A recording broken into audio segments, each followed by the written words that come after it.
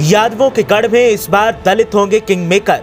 जिधर गए माया के वोटर वही बनेगा बादशाह।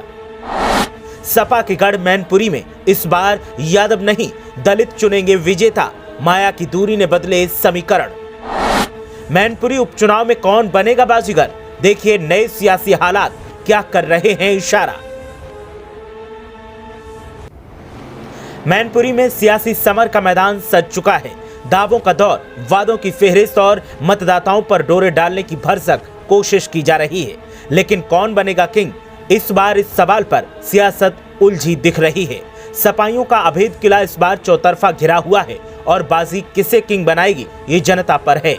बताएंगे मौजूदा समीकरण क्या कहते हैं, लेकिन पहले आप बताएं कि क्या मैनपुरी पर सपा का कब्जा बरकरार रहेगा या फिर बीजेपी बाजी मार लेगी। आपकी राय क्या है, हमें कमेंट करके जरूर बताएं। दरअसल आमतौर पर यादव बाहुल्य सीट मैनपुरी का फैसला एक तरफा रहता था, लेकिन इस बार ये मौका दलित मतदाताओं के हाथ में है। किंग मेकर की भूमिका में दलित दिखाई दे रहे हैं और ये तब हुआ है जब मायावती ने उम्मीदवार न उतारने का ऐलान कर दिया। यूं तो मैनपुरी यादवों का गढ़ कहा जाता है, यहाँ उनकी तादाद काफी संख्या में है, लेकिन इस मैदान में बीएसपी के न होने की वजह से लड़ाई काफी दिलचस्प हो गई है। डिंपल यादव का मुकाबला बीजेपी के उम्मीदवार रघुराज सिंह शाक्य से है। लोकसभा सीट पर हर समुदाय का वोटर है, लेकिन यादवों की संख्या ज्यादा है। लेकिन राजनीतिक विश्लेषकों की माने तो बीजेपी सपा के बीच की लड़ाई में जीत की भूमिका यहां का दलित मतदाता ही निभाएगा, यानी जीत की कुंजी दलितों के हाथ में होगी। यादवों के गढ़ में वर्चस्व की खींचतान दिन ब दिन तेज होती जा रही है।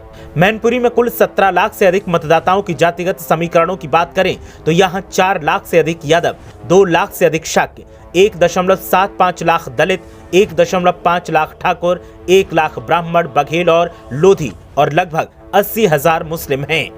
समाजवादी पार्टी ये सुनिश्चित करने के लिए अपनी पूरी ताकत लगा रही है कि उसका गढ़ यादव परिवार के नियंत्रण में रहे। बीजेपी इस समय को 2024 के आम चुनावों से पहले सपा को निर्णायक सेंध लगाने के लिए सबसे उपयुक्त रूप में देख रही है।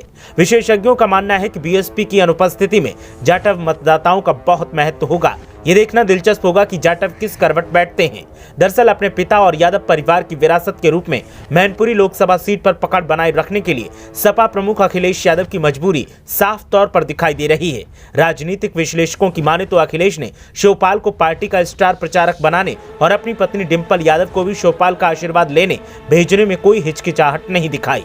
इसके पीछे वजह यही है कि शायद अखिलेश को आजमगढ़ की तरह ही मैनपुरी खोने का डर सता रहा है। जानकारों की माने तो अखिलेश जानते हैं कि मैनपुरी लोकसभा उपचुनाव जीतने के लिए परिवार की एकता जरूरी है। हालांकि शिवपाल से जीत का आशीर्वाद दिलाने के लिए डिंपल यादव के खेमे के दावे के बावजूद जसवंत नगर से सपा विधायक Shivpal Yadav wait and watch वाला रुख अपना कर रखे हुए हैं। इसमें भी दिलचस्प बात यह है कि शिवपाल के करीबी रघुराज शाक्य इस लोकसभा सीट से बीजेपी के टिकट पर चुनाव लड़ रहे हैं। सपा के टिकट पर इटावा से 2 बार के सांसद रघुराज शाक्य ने कहा है कि शिवपाल उनके राजनीतिक गुरु हैं और वो जल्द ही उनका आशीर्वाद लेंगे। हालांकि सपा नेता और शिवपाल का खेमा मैनपुरी में यादव परिवार के एकजुट होने का दावा करता है, लेकिन बीजेपी के अंदरूनी सूत्रों का मानना है कि शिवपाल सालों से अपने वफादार रहे रघुराज शाक्य से पूरी तरह से नजर नहीं हटा पाएंगे। हालांकि जानकारों का मानना है कि अगर शिवपाल खुले तौर पर डिंपल के समर्थन में आ जाते हैं तो इसका मतलब ये नहीं होगा कि पारिवारिक विवाद खत्म हो गया है, क्योंकि 2024 के लोकसभा चुनाव की तारीखों की घोषणा के बाद दरारें फिर आ सकती हैं। इसकी वजह है शिवपाल के बेटे आदित्य यादव। शिवपाल अपने बेटे का राजनीतिक भविष्य सुनिश्चित करना चाहते हैं। ऐसे में शिवपाल का साथ तो अब सपा के साथ है, लेकिन दलित मतदाताओं का साथ किसके साथ है ये जानना बेहद जरूरी है।